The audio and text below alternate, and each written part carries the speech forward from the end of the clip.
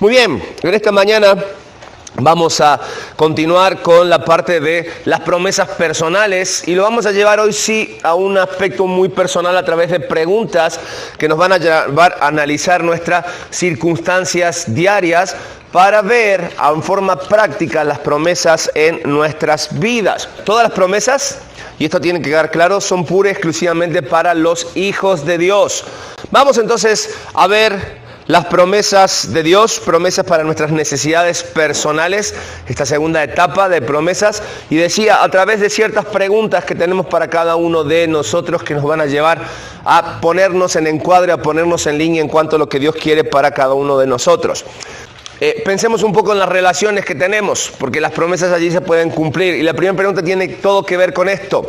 Y la pregunta es, que quiero que respondamos en esta mañana, ¿qué expresan de mí mis amistades? Y esta pregunta tiene que ver con aquel famoso refrán que dice, dime con quién andas y te diré quién eres. No necesariamente que yo le voy a ir a preguntar a tus amigos quién eres tú, sino que los amigos que tú escoges, qué es lo que dicen de ti. Bajo la realidad de que los seres humanos fuimos creados para relacionarnos, y que las amistades son una parte fundamental de esa relación entre los seres humanos, entonces llegamos a la conclusión que necesitamos amigos, ¿no es así? Necesitamos amigos. Incluso la palabra de Dios nos habla acerca de este vínculo afectivo de la amistad, y hay varios versículos que hablan acerca de esto. Si bien cada vez que llega el día del amor y la amistad y queremos buscar un versículo bíblico, no encontramos muchos, ¿verdad? Y andamos siempre sobre los mismos versículos. Pero esos versículos que aparecen en la palabra de Dios ponen en evidencia claramente qué es lo que es ser amigo, y que muchas veces nosotros pretendemos de nuestros amigos aquellas cosas que nosotros no estamos dispuestos a dar. Sin embargo, la palabra de Dios, cuando nos habla acerca de las amistades, nos habla mucho más allá y busca que nosotros estemos listos y que nuestras amistades estén a la altura de lo que nosotros debemos tener en nuestra vida, que es una relación plena con nuestro Señor Jesucristo. El Salmo capítulo 1, versículo 1 dice, bienaventurado el varón o el hombre que no anda en compañía de malvados, ni se detiene a hablar con pecadores, ni se sienta a conversar con blasfemos. Es interesante esta descripción, ¿verdad? A la hora de elegir tus amistades, a la hora de buscar aquellos compañeros, aquellas personas que van a estar a tu lado, ¿cuántas veces has considerado las conversaciones que tienes con ellos? Los pensamientos que llegas a tener cuando estás con ellos, o los que ellos piensan cuando están contigo. O incluso su condición ante Dios, Cuando pensamos en un verdadero amigo, hay definiciones en la palabra de Dios que nos hablan acerca de los amigos. Un verdadero amigo es aquel que es capaz de demostrar amor sin importar cuál sea la condición o lo que estés pasando. Un verdadero amigo es aquel que sabe dar un consejo oportuno en un momento oportuno. Es decir, no te va a decir lo que tú quieres escuchar, sino lo que tú quieres escuchar, lo que tú tienes que escuchar. O si tú eres un buen amigo, no le vas a decir lo que tu amigo quiere escuchar, sino lo que debe escuchar. Tiene mucha influencia en nuestras vidas. Es una persona que nos anima, es una persona que nos va a ayudar a perfeccionar. Un versículo que muchas veces Mike dice, ¿no? Hierro con hierro se aguza, se afila, ¿no? Esa relación que te ayuda cada día a ser mejor. También un buen amigo es aquel que evita las palabrerías o los chismes, ¿no? No anda siempre buscando meternos en problemas. Un amigo es el que sabe perdonar y que no guarda rencor. Y un amigo también es aquel que sabe ser leal, sobre todo en este tiempo que la lealtad se ha perdido, ¿no? Un buen amigo es aquel que sabe ser leal. Los amigos pueden consolarnos, y también los amigos pueden ayudarnos en momentos difíciles. Por eso, a la hora de escoger nuestros amigos, es muy importante entender que son parte de la promesa de Dios para nuestras vidas, pero que tienen que tener estas condiciones fundamentales para que la amistad esté basada o esté lineada bajo el pensamiento de nuestro Dios, y realmente nosotros podamos cumplir con el propósito de Dios en cuanto a la amistad en este caso entre hombres, ¿no? Santiago capítulo 4, versículo 4, hace una advertencia muy dura en cuanto a la hora de relacionarnos con nuestras amistades y elegir amistades. ¿Qué dice? Santiago 4:4, lo tienen ahí en sus hojas. ¿Quién me lo lee, por favor? Adúlteros, ¿no se dan cuenta de que la amistad con el mundo los convierte en enemigos de Dios?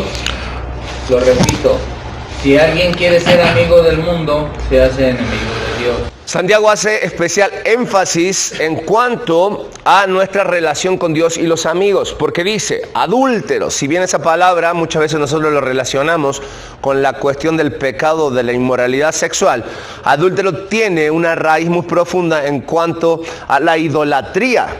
Entonces podemos idólatras, ustedes están poniendo en el lugar de Dios otras cosas que no deben tener, y tengan cuidado, dicen, ¿por qué? Porque no se dan cuenta que la amistad con el mundo los convierte en enemigos de Dios. Y si no te quedó claro, Santiago dice, lo repito, quien es amigo del mundo se convierte en enemigo de Dios. Por lo tanto, a la hora de elegir nuestras amistades, que realmente en un hombre las amistades se cuentan con los dedos de una mano, ¿no? No son muchos los amigos. Incluso a los hombres nos cuesta mucho tener amigos, porque nos cuesta abrir el corazón, nos cuesta hacer confianza o tener confianza a otras personas. Exigimos demasiado a la hora de la amistad. Sí tenemos por ahí, como le llamamos compañeros, le llamamos compadre, aquella pierna que dicen por ahí para salir y hacer cosas, pero amigos de verdad muy poco. Por lo tanto, a la hora de elegir no debemos equivocarnos.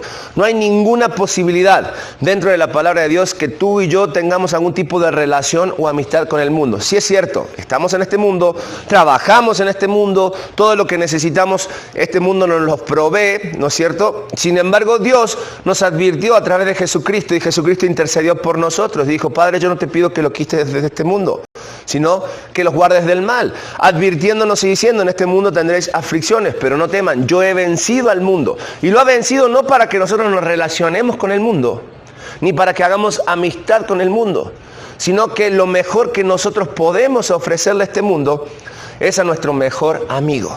Porque cuando nosotros hablamos de mejor amigo, amados, tenemos que entender que nuestro mejor amigo es y será siempre Jesucristo. En la Biblia hay un montón de ejemplos de malas amistades. También hay ejemplos de buenas amistades que pueden estar buscando. Pero la mejor amistad es aquella que nos ofrece nuestro Señor Jesucristo. Y en Juan, capítulo 15, versículo 13, dice que su muestra de amistad para con nosotros fue un amor sin medida. Porque dice, no hay mayor amor que este, que un amigo dé su vida por otro, o que uno ponga su vida por un amigo. Y Juan capítulo 15, versículo 15 dice que Jesús se alegra al llamarnos amigo, o llamarnos amigos. Y hasta aquí todo muy bien, la parte de Jesucristo. Sin embargo, entre el versículo 13 y versículo 15 está el versículo 14. Y Jesucristo hace una declaración muy interesante, reforzando la idea de Santiago. Y dice, vosotros sois mis amigos, ¿sí qué? La promesa está, podemos ser amigos, pero la premisa es si hacemos lo que Él manda. Una gran promesa con una gran premisa. Él espera de nosotros la obediencia. Y la obediencia en cuanto a la amistad con Jesús es que cualquier amistad que nosotros tengamos en el mundo nos convierte en enemigos de Dios. No nos aislamos de este mundo. Hacemos negocios, trabajamos en este mundo, vivimos en este mundo. Pero no podemos hacer amistad y todo lo que yo le definí, lealtad, amor incondicional y todo eso, no lo podemos hacer con el mundo. No lo podemos hacer solamente con Jesucristo y con sus hijos. ¿Por qué? La conclusión es lo fundamental, y completamos en nuestras hojas, lo fundamental es tener los amigos correctos. Inciso B o pregunta B. Cuando hablamos de amigos, ¿por qué es importante tener estos amigos? Bueno, el tener buenos amigos nos ayuda a responder la pregunta 2. ¿Es importante tener una buena reputación? Definitivamente. En todo lo que hacemos, nuestra reputación nos antecede. Nuestra reputación es nuestro currículum de vida. ¿No es así? Cuando hablan de nosotros, ¿qué dicen los demás? Ya no qué dicen nuestros amigos, sino qué se dice de nosotros mismos. Proverbios capítulo 20, versículo 23 dice, honra es del hombre dejar la contienda, mas todo insensato se envolverá en ella. Una buena reputación habla de una persona que en su vida privada es igual que en su vida pública, que su palabra vale, que él trata a su familia igual que a sus amigos, igual que a sus compañeros de trabajo, igual que a sus empleados, igual que a su jefe. Y una persona que tiene una buena reputación es una persona que también tiene prácticas honestas, que no tiene una doble agenda. Es una persona que incluso cuando peca se reconcilia con Dios pidiendo perdón. Es una persona que sabe mantener su palabra. Esa es una persona con una buena reputación. Y quizás esto sea para nosotros un aliciente, y el consejo es: no nos mezclemos. No nos mezclemos en la contienda, sino que busquemos la paz, dice la palabra de Dios. Ahora, ¿qué pasa cuando nuestra reputación se ve manchada por lo que dicen otras personas? ¿No te ha pasado que te han levantado falsos, que te han, a través de quitarte tu derecho, a través de injusticias, ¿no es cierto?, manchan nuestra reputación? Nos ponemos mal, ¿no? Nos estresamos, nos enojamos. Pero no te preocupes. Es parte de las aflicciones, y sobre todo como hijos de Dios tenemos que vivir en este mundo. ¿Por qué? Porque si nosotros andamos como Cristo, que es nuestro modelo, no le vamos a caer a este mundo. Este mundo no quiere eso de nosotros. Este mundo quiere que nosotros nos adaptemos a ellos, pero nuestra misión no es esa. Es tener a Jesucristo como ejemplo. Y cuando pensamos en la buena reputación de Jesucristo, yo te pregunto, para las personas de la época, ¿Jesucristo tenía una buena reputación? Se la pasaban hablando mal de Jesús. No le decían hijo de fornicación o de adulterio. No le llamaban hijo del carpintero. No decían nada bueno ha salido de su tierra. No decían eso de Jesús. No le andaban acusando, no le decían que era hijo del diablo. Cuando la palabra de Dios decía que Jesús era Dios hecho carne, que Él no pecó. Sin embargo, esa reputación que otros le hicieron por chisme, por mentiras, en un falso juicio, lo llevó a la cruz. Y en aquella cruz, su excelsa reputación quedó expuesta como el peor de los peores. Entonces no podemos esperar mucho más nosotros de este mundo, hombres. Por lo tanto, nuestra reputación va de la mano con nuestra santificación, con lo que cada día nosotros debemos hacer para parecernos más a Cristo. Primera de Pedro, capítulo 4, versículo 4 dice: bienaventurados ustedes cuando sean insultados por causa del nombre de Cristo, sobre ustedes reposa, ¿qué cosa? El glorioso Espíritu de Dios. Si alguien te señala, si alguien te marca, si alguien te insulta por ser un hijo de Dios, si alguien te cierra puertas, si alguien te corre del trabajo, si alguien no te da trabajo, si alguien te suelta la mano por ser hijo de Dios, gloria a Dios. Porque es evidencia de que en ti opera el Espíritu Santo de Dios. Sin embargo, eso no nos debe llevar a que nos enojemos y que pateemos todo, porque en este mundo no nos acepta. Romanos 12:8 dice: en cuanto a vosotros, procurad la paz con todos. Es nuestro deber llevarnos en armonía con todas las personas. Y aunque hay veces que nuestra reputación puede llegar a ser manchada debido a la deshonestidad de otro, todo esto tiene un propósito. Primera de Pedro 2:15 dice: porque esta es la voluntad de Dios, que haciendo el bien, ¿qué cosa? Hagáis callar la ignorancia de los insensatos. Fíjate, por más que ellos quieran levantarte falso, tu buena reputación, porque buscamos hacer el bien, va a callar bocas. Por lo tanto, concluimos que vivimos en paz cuando tomamos decisiones que nos conducen a una buena reputación. No cuando el mundo nos aplaude, no cuando le caemos bien al mundo, sino que nuestra paz depende de tomar las decisiones correctas. Muchas veces esto nos llega a aislar, muchas veces nos cuesta mucho tener amigos, ¿no? Muchas veces nuestra buena reputación, cuando se ve manchada, hace que estemos aislados de las demás personas. Y llega la tercera pregunta: ¿te has sentido solo? ¿Estás solo? Y quiero hablar un poco acerca de la soledad, porque estar solo y sentirse solo son dos cosas diferentes. ¿Por qué? Porque uno puede estar a solas sin sentirse solo. Y por otro lado, puede sentirse solo estando en una habitación llena de gente. Por lo tanto, cuando hablamos de la soledad, es un estado de ánimo. La soledad es esa emoción provocada por sentimientos de separación de otros seres humanos. Nos pasó en la pandemia, ¿no? Cuando nos aislaron. la aventura de los primeros 15 días, ¿no? Semana Santa, Semana Pascua, la pasamos bien, estábamos en el chip, en el mood de que en esos días no se hace mucho, pasan 15 días y vamos para adelante. Pero estábamos aislados en la seguridad de nuestra casa, con nuestros seres queridos. ¿Qué podía llegar a pasar? Casi que ya van 2 años y medio, casi 3 años después. Cuando pasamos en cuenta los daños, fueron más los daños que nos hicimos nosotros a nosotros mismos en cuanto a nuestras relaciones, porque somos seres que cuando algo se sale de control nos encerramos en nosotros mismos. Y buscamos el hecho de no relacionarnos con otros. Y vimos como extrañas a nuestras esposas, y vimos como extraños a nuestros hijos. Y muchos hogares se destruyeron, se deshicieron, porque no sabemos convivir, porque ese sentimiento de soledad en muchos se hace un hábito de vida. En la palabra de Dios hubo un personaje llamado David, ¿se acuerdan de él?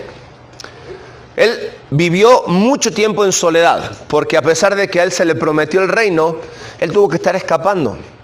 Y lejos de vivir una vida de rey, él vivía en zanjas, en cuevas, cuidando su vida, haciéndose pasar por loco. Y la mayoría de su vida se la pasó así, y en medio de eso él clamaba a Dios porque se daba cuenta que entraba en una depresión que él no quería estar. Y él le pedía a Dios.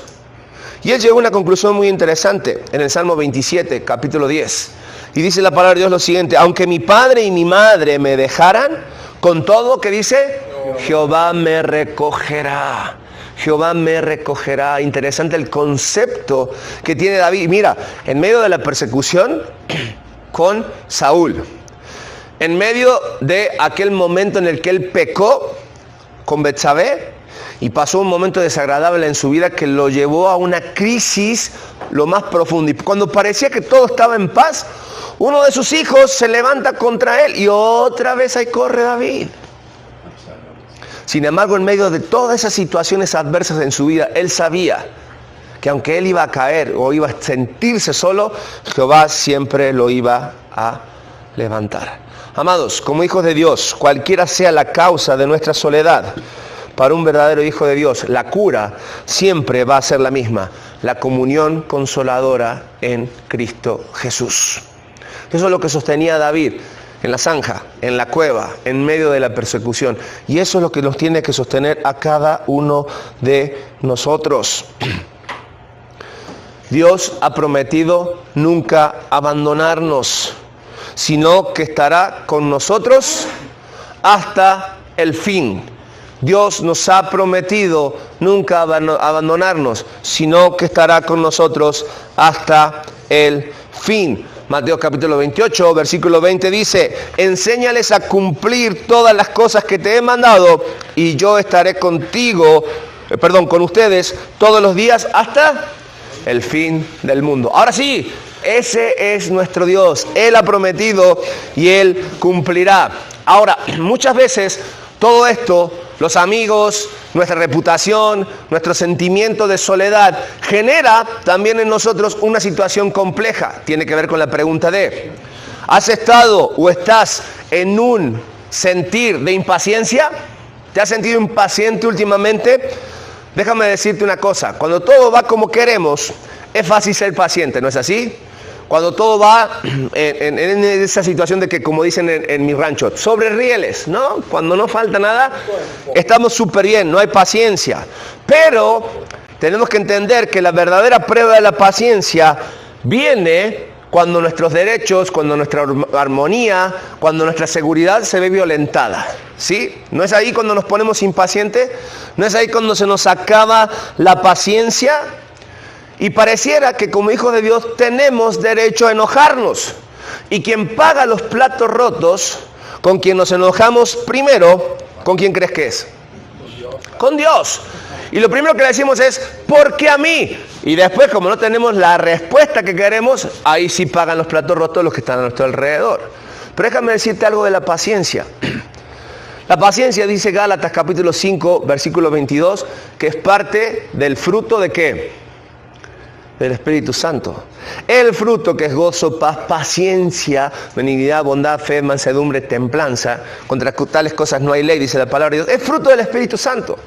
Por lo tanto, la falta de paciencia en nuestra vida no se la podemos atribuir a nadie más que a nosotros mismos, que no dejamos operar al Espíritu Santo en nuestras vidas, que nunca entendimos lo que el sabio Salomón quiso decir en Eclesiastés capítulo 3, versículo 1, cuando dijo: todo tiene su tiempo y todo lo que se quiere debajo del sol tiene su hora. ¿Qué quiere decir esto?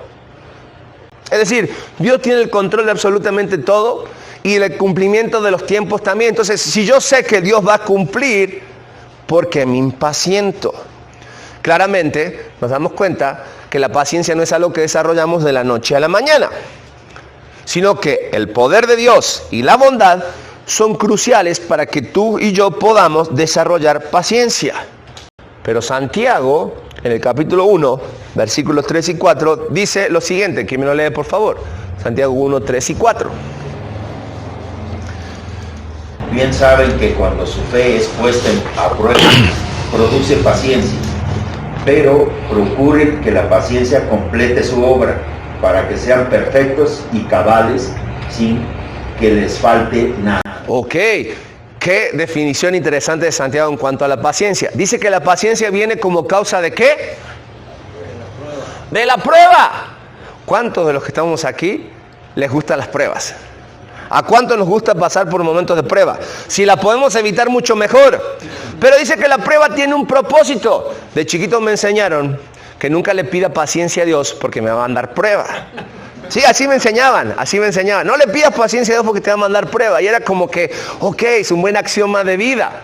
Pero ¿cómo voy a desarrollar esa paciencia si no soy probado? No nos gusta que nos prueben. Ayer acompañé a mi hijo a su primera entrevista de trabajo. Él está cursando el último año de su prepa allí en el CETI, ya saben que son 4 años. Y entonces un hermano de la iglesia tiene una empresa que a alumnos del último año, de los últimos 2 semestres, le gusta contratarlos para ayudarlos a desarrollar la experiencia laboral. Entonces mi hijo fue muy con planes, ¿no? Lo que voy a hacer cuando tenga mi primer sueldo y cosas así. Le dije, tranqui, vas apenas a una entrevista de trabajo. Y entró y estuvo como 1 hora en la entrevista. Él entró solo, yo dije, pero ve solo, y me dijo, no, quiero que me acompañes, y lo estuve esperando afuera. Y cuando terminó la entrevista, me dijo algo que me llamó mucho la atención. Y me dijo, papá, ¿qué crees? Me dijo, la práctica no es como la teoría. Y me dijo, y los zapatos que hay que llenar en ese trabajo son muy grandes. Y le dije, pues está bien, va a ser tu primera experiencia laboral si aceptas. Es lógico que suceda eso, pero lo interesante es que te diste cuenta que la teoría no es lo mismo que la práctica. Y me llama mucho la atención porque Dios hace igual con nosotros. Nosotros podemos estar llenos de teoría, podemos leer la palabra, podemos memorizar la palabra, pero vivir la palabra en la parte práctica es lo que más nos cuesta, porque nos pone a prueba. Porque es como esa escultura, ¿no? Que un día fueron con un escultor y le dijeron que iba a hacer una pieza.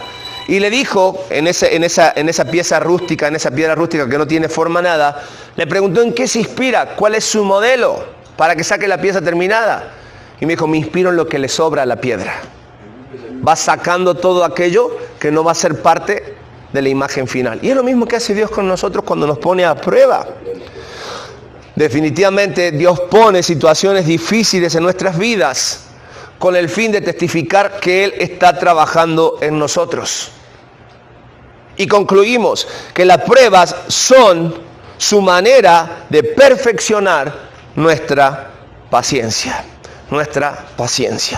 Así que, pregunta si todo esto genera en ti un sentir de tristeza, te pregunto, ¿por qué estás triste? ¿Estás triste por algo hoy? La Biblia habla mucho de la tristeza, y cuando la Biblia menciona la tristeza, la menciona como resultado de la caída del hombre, resultado de el pecado en nuestras vidas, de que el hombre se olvidó de glorificar a Dios. Volviendo una vez más con David, los salmos, cuando tú los lees, si lo has leído alguna vez, te vas a dar cuenta que sobre todo los salmos que escribió David están llenos de tristeza. Hablan desde un corazón triste, buscando ese consuelo que sabe que va a venir de Dios. Es decir, la tristeza no la podemos evitar en nuestras vidas, pero sí la podemos sobrellevar si, como David decimos en el Salmo 90, versículo 14, en la multitud de pensamientos dentro de mí, tus consolaciones alegraban mi alma. Mi alma.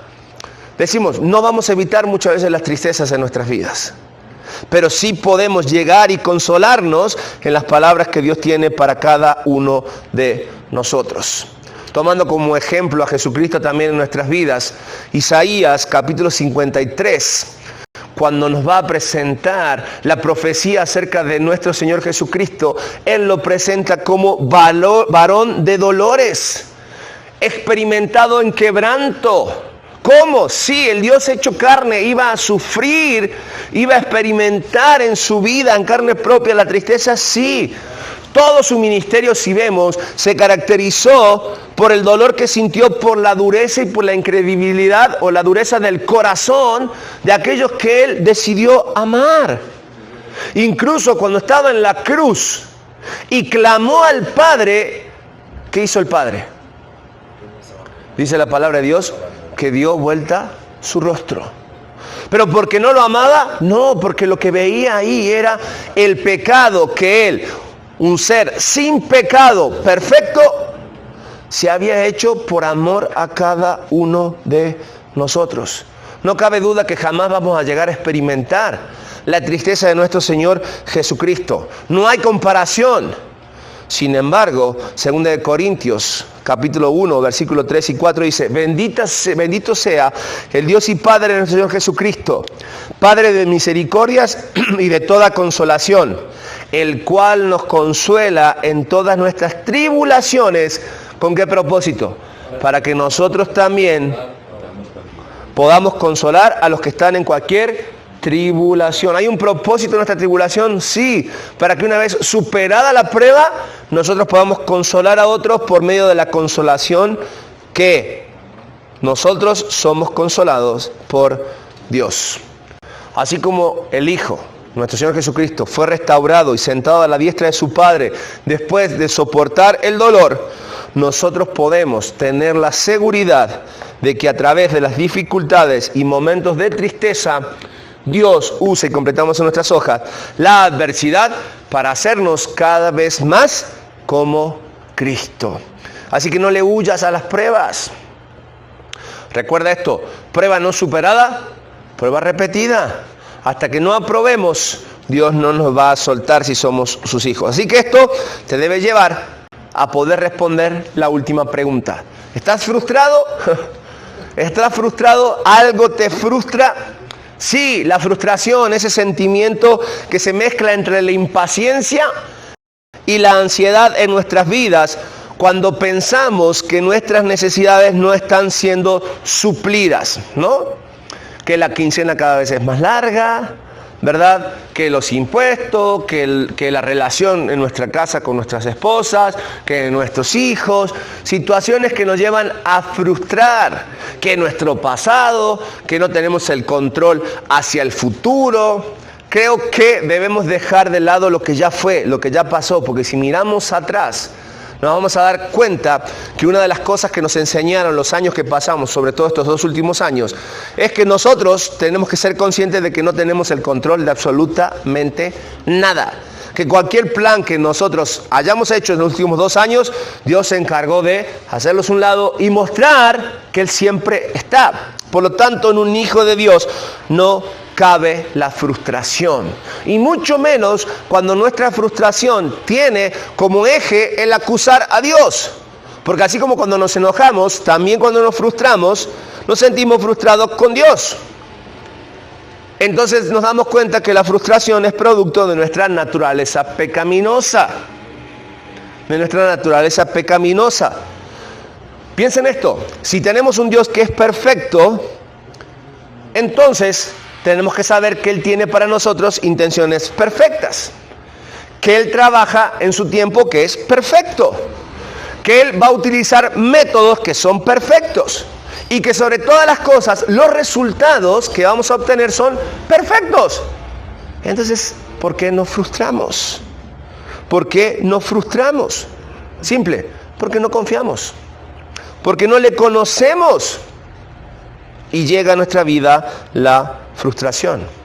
Isaías en el capítulo 26, versículo 3 dice: tú guardas en completa paz a quien siempre piensa en ti y pone en ti, ¿qué cosa?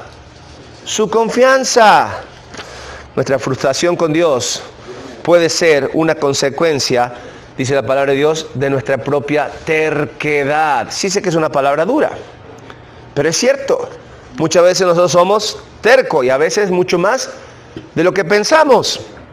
Cuando nuestras ambiciones están en conflicto con los propósitos de Dios, cuando nuestro pensamiento y nuestros planes se anteponen a los planes de Dios, vamos a estar frustrados y nos ponemos a pelear con Dios. Y Pablo nos advierte y nos dice: dura cosa es dar coces contra el aguijón. ¿Quieres pelearte con el aguijón y no salir lastimado? Bueno, ese es Dios. Cuando tú te pones al tú por tú con Dios, te pregunto: ¿quién eres? ¿Quién soy? Para siquiera cuestionar a Dios lo que está haciendo. Amados, cuando nos sentimos frustrados con Dios, se debe a la falta de comprensión de nuestra parte. No porque a Dios le falte hacer algo, sino porque cada uno de nosotros está lejos de conocer cuál es la buena voluntad de Dios, agradable y perfecta en nuestras vidas. Sí es cierto, quizás no nos guste lo que esté pasando, pero el Dios perfecto tiene esa voluntad a cumplir en nuestras vidas, que va a pasar con nosotros o a pesar de nosotros. Por eso Pedro, en la primera carta, capítulo 5, versículo 7, nos da el mejor consejo. Y dice: echando toda vuestra ansiedad, énfasis aquí, su paciencia y frustración sobre Él. ¿Por qué? Porque Él tiene cuidado de vosotros. Qué gran promesa para nuestra ansiedad, para nuestra frustración. Echa en Él sus cargas. El mismo Señor Jesucristo dijo: vengan a mí todos los que están trabajados y cargados, que yo os haré descansar. Yo os haré descansar. Las promesas de Dios, ¿vieron? Que las podemos encontrar en nuestro diario andar, con nuestras amistades, en nosotros mismos, en nuestros planes. Ahí Dios está siempre presente. Amén. Esto es palabra de Dios. Padre, gracias por la oportunidad de estar en tu palabra. Gracias por las enseñanzas que tú nos dejas. Gracias por la paciencia que tú nos tienes a pesar de nuestras debilidades, y queremos pedirte, Señor, que sigas trabajando en nuestras vidas y en nuestro corazón. Queremos cada día parecernos más a Cristo, queremos cada día estar más cerca de Dios, y es por eso que pedimos que todo lo que haya que quitar en nuestras vidas, Señor, seamos conscientes y rápido para limpiar nuestros corazones. Lo oramos y lo pedimos en el nombre de nuestro Señor Jesucristo. Amén y amén.